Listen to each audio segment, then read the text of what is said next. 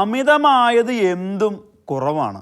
ഇവിടെ ഈശോ പറയുന്നുണ്ട്, നിനക്ക് അമിതമായ സമ്പത്തുണ്ട്, നിനക്ക് ഒരുപാട് നല്ല കാര്യങ്ങൾ നീ ചെയ്യുന്നുണ്ട്, കൽപ്പനകൾ പാലിക്കുന്നുണ്ട്, പക്ഷെ നിനക്ക് അമിതമായ സമ്പത്തുണ്ട്. അതായത് അമിതമായത് എന്തും അത് ഒരു കുറവാണ്.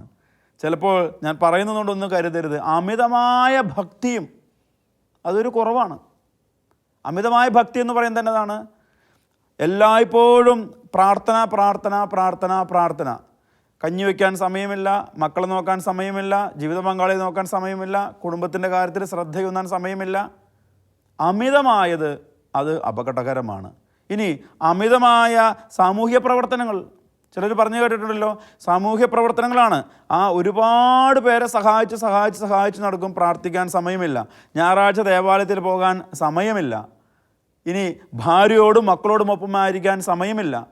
അതായത് ചെയ്യേണ്ട പ്രവൃത്തികൾ ചെയ്യാതെ, ചെയ്യാൻ ഒരുപക്ഷെ പാടില്ലാത്തതല്ല, മറ്റു പലതിലേക്കും അമിതമായ ജാഗ്രത കൊണ്ടുപോകുന്നത് ഒരു തരം രക്ഷപ്പെടൽ തന്നെയാകാനും സാധ്യതയുണ്ട്.